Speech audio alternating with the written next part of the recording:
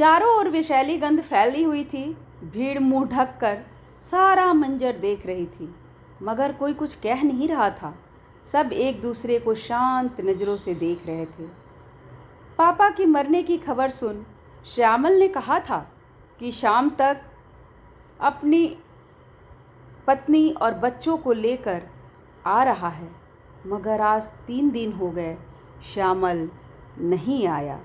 Hey guys, ये channel है history किस्से कहानियों के। कहानी ली गई है पन्ने डायरी के।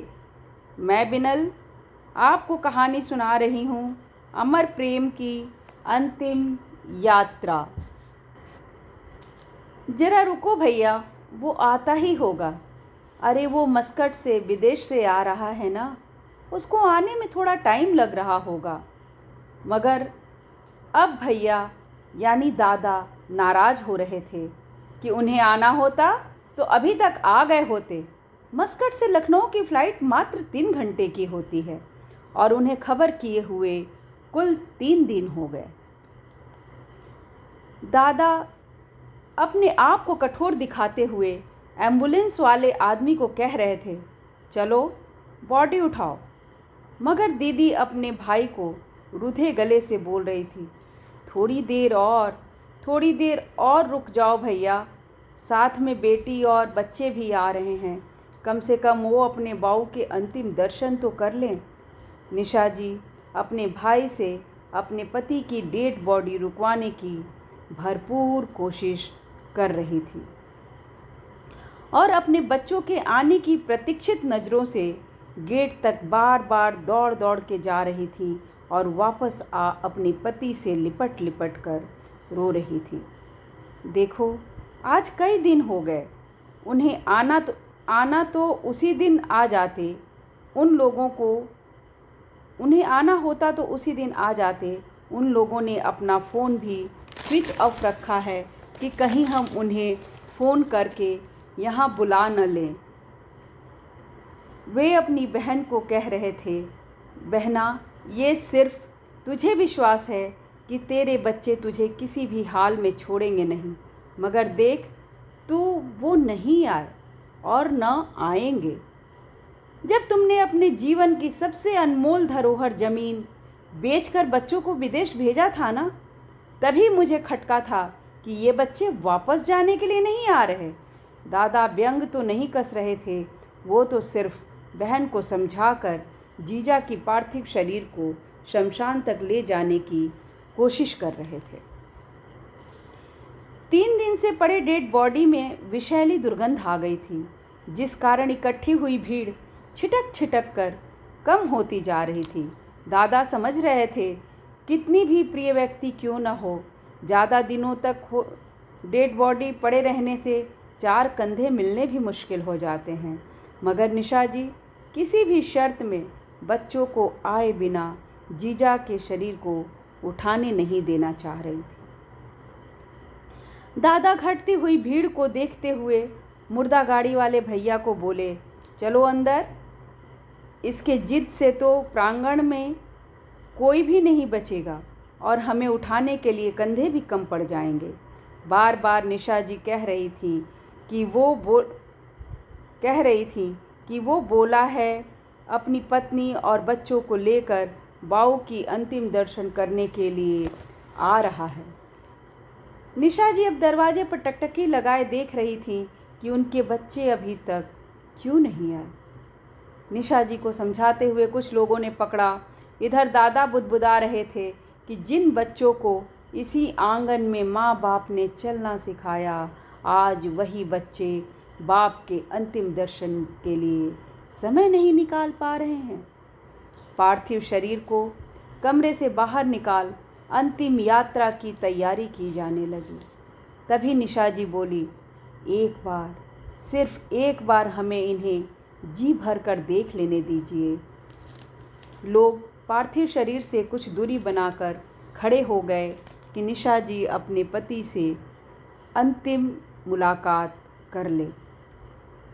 निशा जी अपने पति के सर को गोदी में रख कभी गाल छूती तो कभी आँख, और कभी कह रही थी, अच्छा हुआ कि तुम मुझसे पहले चले गए, मैं तो यही सोचकर परेशान थी कि मुझसे पहले अगर तुम चले गए तो तुम्हारा क्या होगा।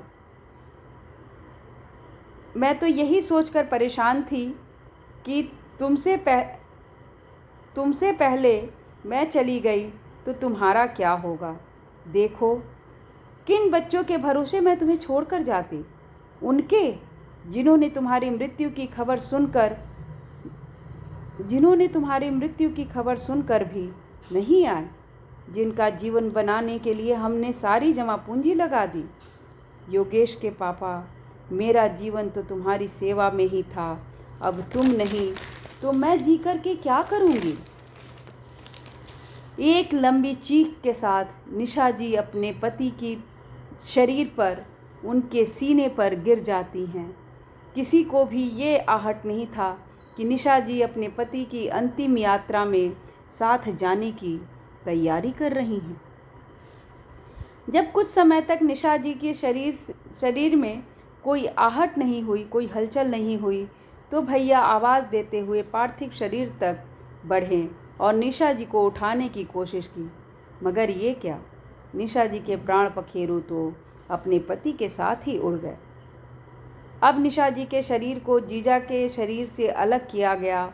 निशा जी को नहला धुला कर नई साड़ी पहना, उनकी भी पति के साथ अंतिम यात्रा की तैयारी की जाने लगी। निशा जी विधवा होकर भी सधवा थी।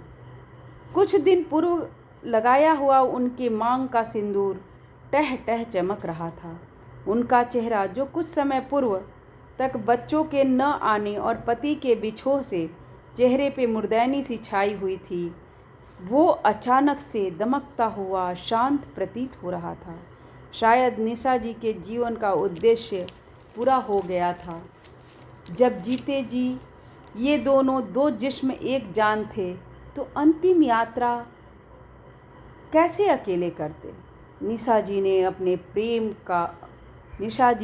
प्रेम को अमर कर दिया। अब एक साथ 8 कंधे, 2 पार्थिव शरीर।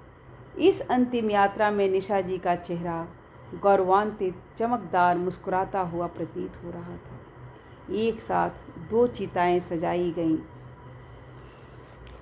शायद निशा जी ये समझ गई थीं कि जो बच्चे बापू की मृत्यु सुनकर नहीं आए, वो मुझे क्या संभालेंगे।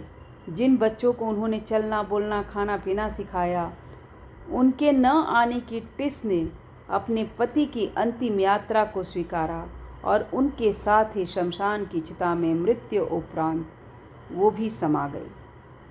हे गाइस, मैं पूछना चाहती हूँ उन बच्चों से कि जिनके माँ बाप ने अपने जीवन की सारी जमा पूंजी और जीवन बच्चों को बनाने में लगा दिया, तो क्या उनका कोई कर्तव्य नहीं बनता कि वो अपने माँ बाप का दायित्व तो संभालें। जब वो अपने माँ बाप के साथ उनका दायित्व नहीं संभालेंगे, तो फिर वो अपने बच्चों से कैसे उम्मीद करेंगे। जो आप दिखाएंगे वही आपके बच्चे करेंगे। तो गाइस, अपने बूढ़े माँ बाप को छोड़े नहीं, समय समय पर उनका ख्याल ज़रूर रखें। ये सत्य है कि वर्तमान की जो पीढ़ी है उसके ऊपर वर्कलोड ज़्यादा होता है, लेकिन फिर भी माँ बाप तो माँ बाप होते हैं। माँ बाप को आप किसी भी शर्त में न छोड़ें। धन्यवाद गाइस। अगर आप मेरे चैनल को देख रहे हैं तो इसे लाइक एंड सब्सक्राइब करना बिल्कुल ना भूलें।